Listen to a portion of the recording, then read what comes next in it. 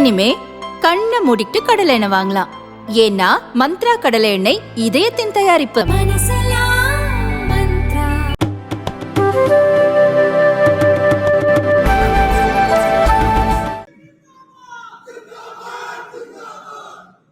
मेरे साथ मंच पर उपस्थित प्रदेश अध्यक्ष भारतीय जनता पार्टी और सांसद श्रीमान सीपी जोशी जी, राजस्थान की पूर्व मुख्यमंत्री जिन्होंने राजस्थान में विकास किसको कहते हैं इसका बहुत समय के बाद परिचय कराया, ऐसी श्रीमती वसुंधरा राजे सिंधिया जी, जिनको विधानसभा में बोलते ही गहलोत साहब को डर लगता है, ऐसे हमारे नेता प्रतिपक्ष राजेंद्र राठौर जी, केंद्रीय जल शक्ति मंत्री श्रीमान गजेंद्र सिंह शेखावत जी, मेरे साथी मंत्री कानून और न्याय मंत्री अर्जुन राम मेघवाल जी, श्री अरुण सिंह जी, राष्ट्रीय महासचिव भारतीय जनता पार्टी श्री नितिन पटेल जी, पूर्व उप मुख्यमंत्री और सह प्रभारी राजस्थान चुनाव श्री कनकमल कटारा जी, कनकमल जी खड़े होइए,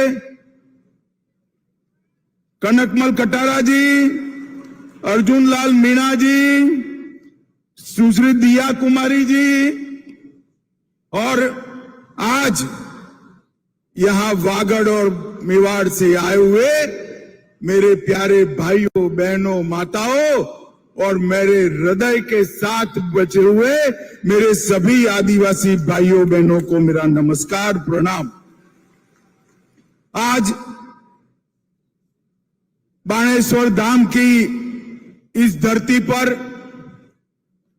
इस पावन धरा पर भारतीय जनता पार्टी की परिवर्तन संकल्प यात्रा की शुरुआत होने जा रही है।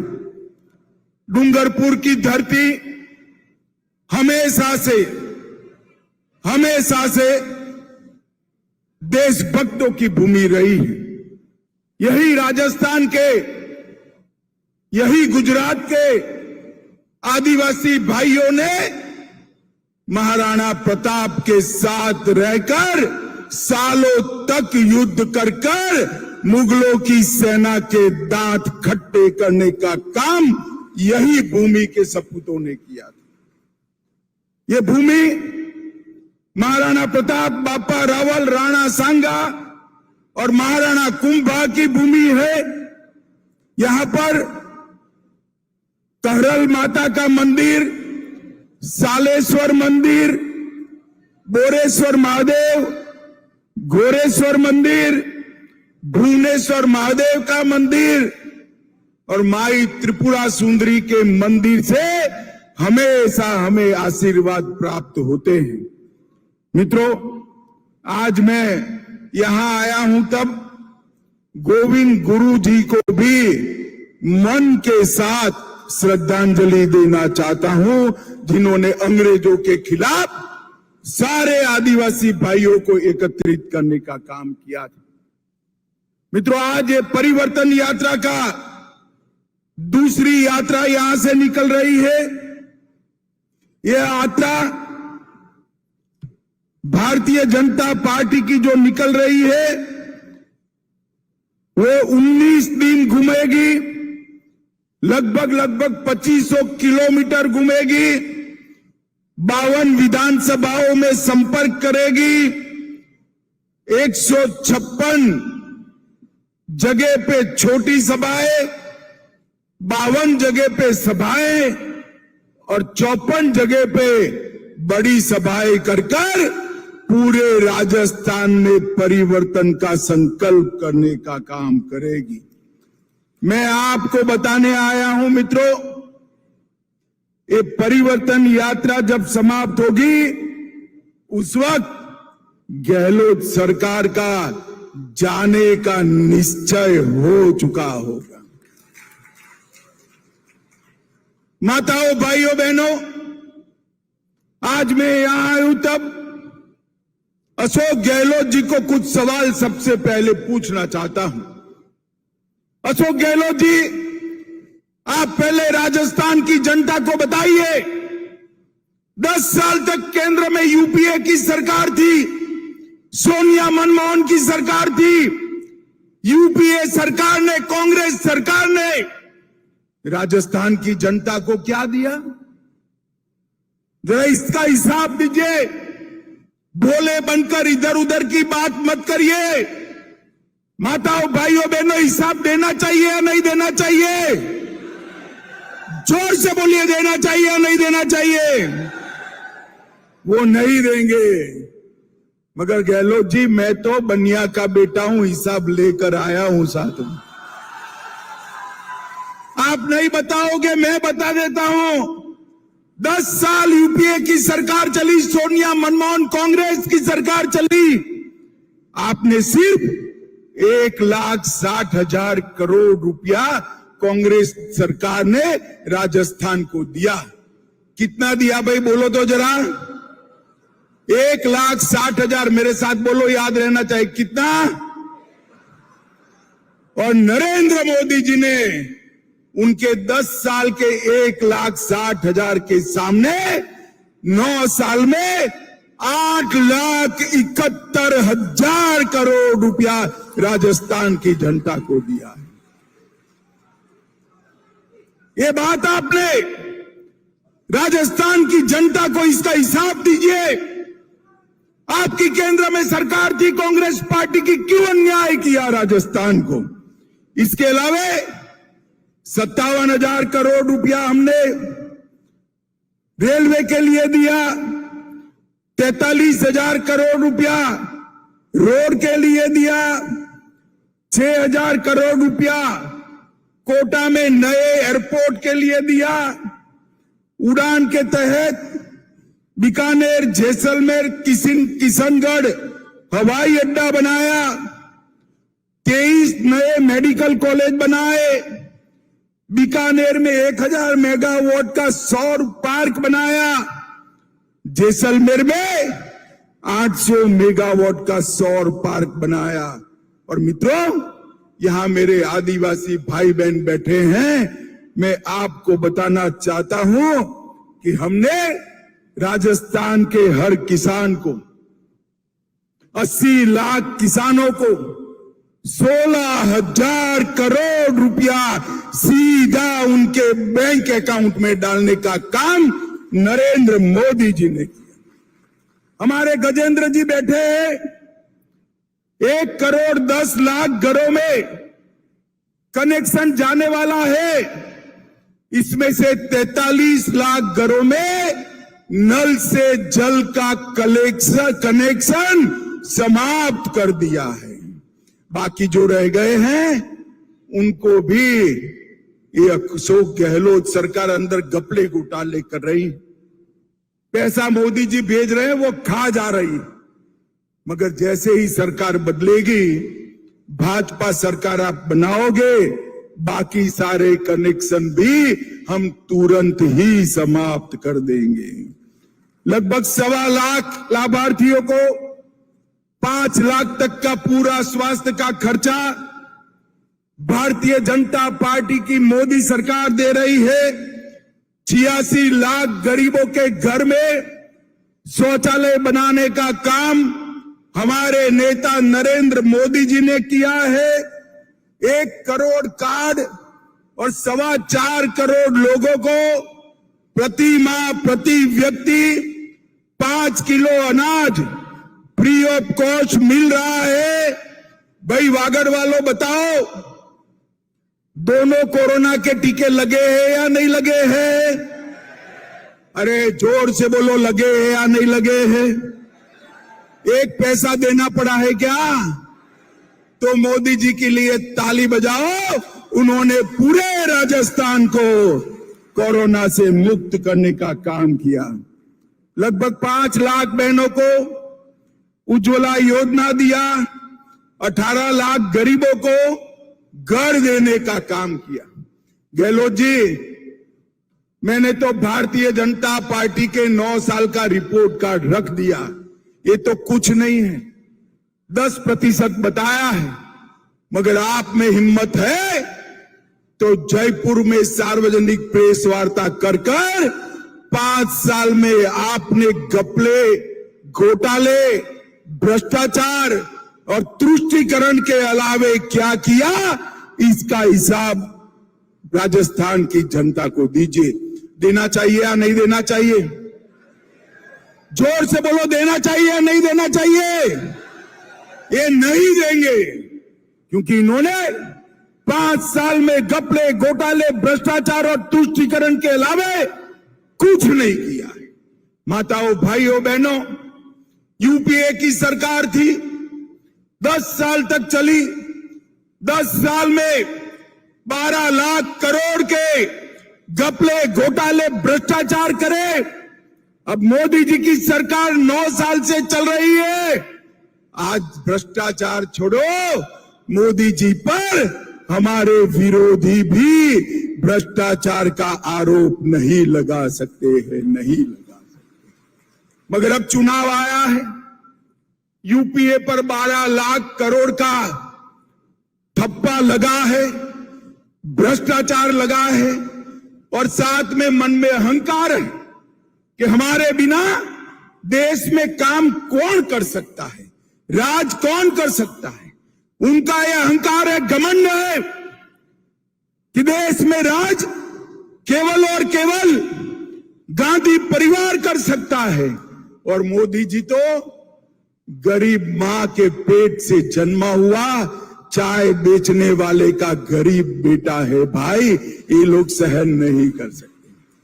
ये घमंड या गठबंधन जो बनाया है, उनको अपना नाम बदलना पड़ा। हमारे गुजरात, राजस्थान में जब दिवाला निकलता है ना, तो पीढ़ी का नाम बदल देते हैं। बदलते हैं या नहीं बदलते? भाई जरा जोर से बोलो, बदलते हैं नहीं बदले? इनकी आबरू का दिवाला निकला है। उन्होंने यूपीए से बदलकर इंडी अलायंस नाम रखा है। अबे इंडी अलायंस 2 दिन से मैं देख रहा हूं, 2 दिन से सत्ता आपको चाहिए, मगर किस कीमत पर सत्ता चाहिए? 2 दिन से आप इस देश की संस्कृति का, इस देश के इतिहास का, सनातन धर्म का अपमान कर रहे हैं।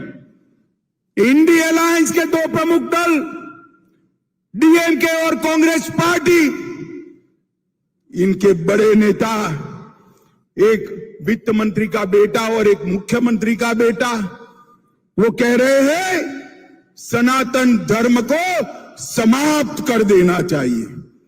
मुझे बताओ भाई, सनातन धर्म को समाप्त करने के लिए आप तैयार हो क्या? अरे जोर से बोलो, तैयार हो क्या? माताएं बहनें भी बोले, तैयार है क्या? इन लोगों ने वोट बैंक की और तुष्टीकरण की राजनीति करने के लिए सनातन धर्म को समाप्त करने की बात की है। हमारी संस्कृति, हमारे इतिहास और सनातन धर्म का अपमान किया है, और ये कोई पहली बार नहीं किया है। ये मनमोहन सिंह जी ने कहा था, मनमोहन सिंह जी ने कहा था, बजट पर पहला अधिकार, बजट पर पहला अधिकार अल्पसंख्यकों का है। हम कहते हैं बजट पर पहला अधिकार गरीबों का, आदिवासियों का, दलितों का और पिछड़ों का। इन्होंने वोट बैंक की लालच में अल्पसंख्यकों का पहला अधिकार सिद्ध कर दिया। आज ये यूपीए कहती है, कांग्रेस पार्टी के अध्यक्ष कहते हैं, मोदी जी जीतेंगे तो सनातन का राज आएगा। अरे सनातन का राज लोगों के दिल में है, उसको कोई हटा नहीं सकता।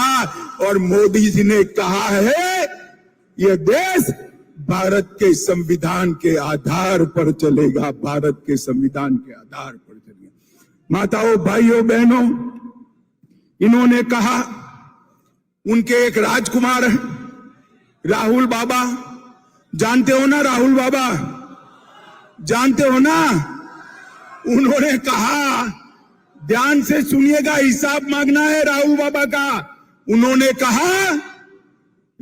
कहा कि जो हिंदू संगठन है ये लश्करे तोयबा से भी खतरनाक है। राहुल बाबा, आप हिंदू संगठनों का लश्करे तोयबा के साथ तुलना करते हो और आपके गृह मंत्री कहते थे हिंदू टेरर चल रहा है। माताओं, भाइयों, बहनों, मुझे बताओ, टेरर के साथ हिंदू का नाम जोड़ना आपको सहमत है? जोर से बोलिए, सहमत है? ये इंडी अलायंस, एक गठबंधन गठबंधन वोट बैंक की राजनीति करने के लिए, तुष्टीकरण की राजनीति करने के लिए किसी भी स्तर पर जा सकते हैं। मगर अब मैं उनको कहने आया हूं, जितना आप बोलोगे उतने ही कम होते जाओगे। 2014 में थे, 19 में उससे भी कम हुए और अब ये शुरू किया है सनातन धर्म के खिलाफ आलाप। 2024 में दूरबीन लेकर भी दिखाई नहीं पड़ोगे, दूरबीन लेकर भी नहीं। अब जिनके नेता ऐसे हो, जिनकी पार्टी ऐसी हो, वो गहलोत जी भी क्या कर सकते हैं? पूरे राजस्थान में तुष्टीकरण की राजनीति कर पूरे राजस्थान में असलामती का, इनसिक्योरिटी का वातावरण करा। उदयपुर में कन्हैयालाल का गला काट दिया गया। मेवाड़, उदयपुर में रामनवमी के दिन भगवी ध्वजाएं उतारी। चित्तौड़गढ़ में रतन सोनी की हत्या भी धर्मांध लोगों ने कर दी। करौली में हिंसा के बाद हिंदू त्योहारों पर प्रतिबंध लगाया। विजयादशमी में पथ संचलन पर प्रतिबंध लगाया। अलवर में 300 साल पुराने शिव मंदिर को तोड़ दिया और सांप्रदायिक तनाव की आग में छबड़ा, भीलवाड़ा, करौली, जोधपुर, चित्तौड़, नौहर, मेवात, मालपुरा और जयपुर में भी दंगे कराने का काम ये अशोक गहलोत ने किया है। भाइयों और बहनों, सलासर में राम दरबार को बुलडोजर चलाकर गिरा दिया, गौशाला भी गिरा दी। मुझे बताओ, ये दंगा कराने वाली, तुष्टीकरण को अपनी नीति बनाने वाली गहलोत सरकार चलानी है क्या? अरे जोर से बोलो, चलानी है? मैं इसीलिए आज आया हूं ये यात्रा के समर्थन में। समग्र मेवाड़ और वागड़ पंथक में समग्र लोग जुड़े और एक संकल्प ले कि 2023 में फेंक देना है। मुझे बताइए, आप एक करेंगे? पक्का?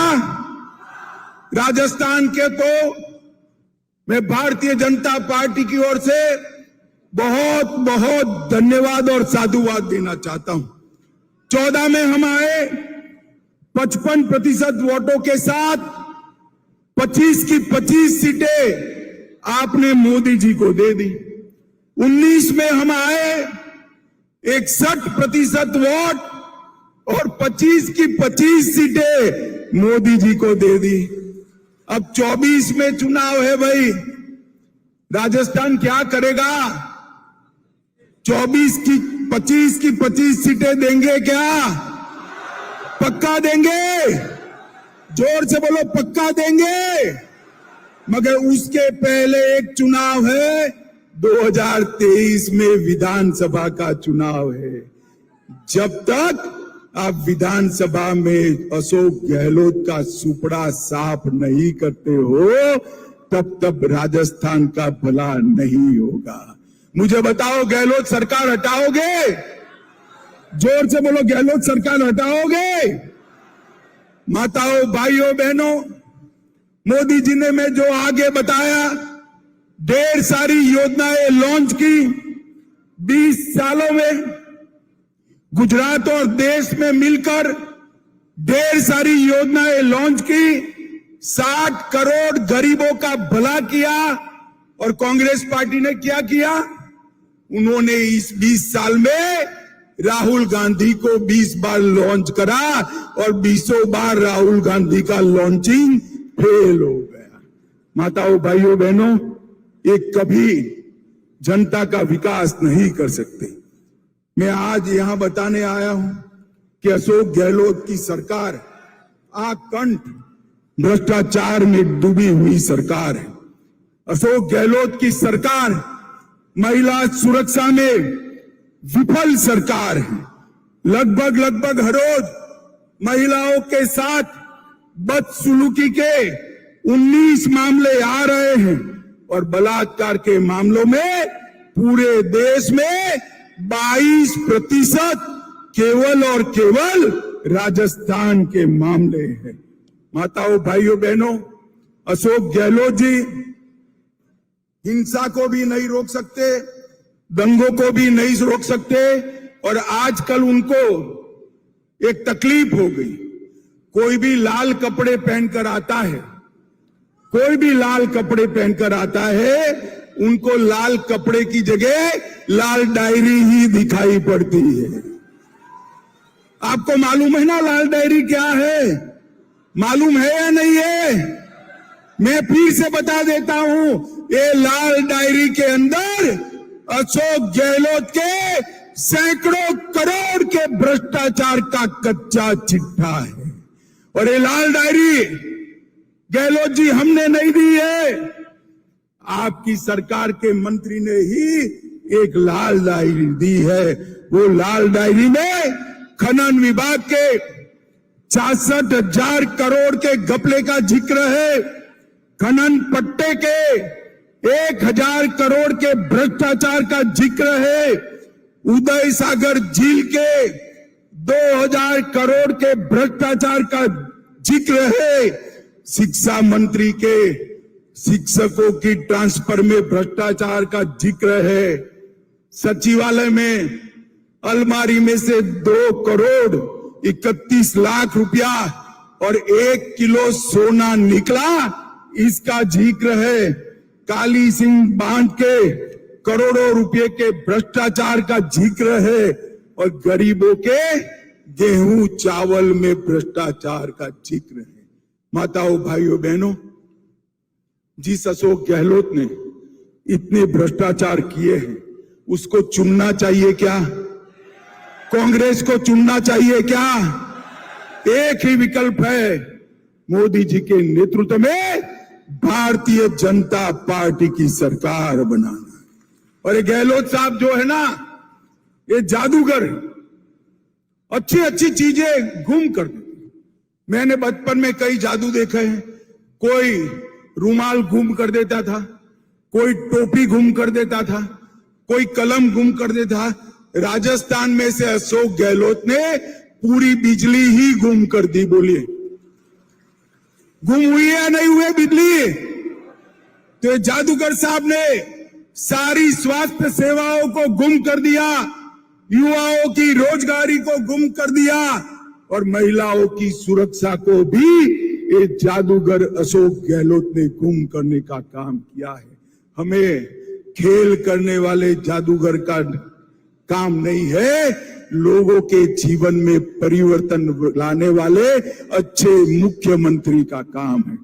माताओं, भाइयों, बहनों, मैं अंत में 2 ही बात बताना चाहता हूं। ये घमंड या गठबंधन जो है, ये इंडी अलायंस जो है, उसने, उसकी प्रमुख पार्टी कांग्रेस ने सालों तक राम मंदिर को रोक कर रखा। आजादी के 75 साल हो गए, रामलल्ला टेंट में बैठे थे, मोदी जी को दोबारा आपने प्रधानमंत्री बनाया, मोदी जी ने कोर्ट से जजमेंट आया और मोदी जी ने इसका भूमि पूजन कर दिया।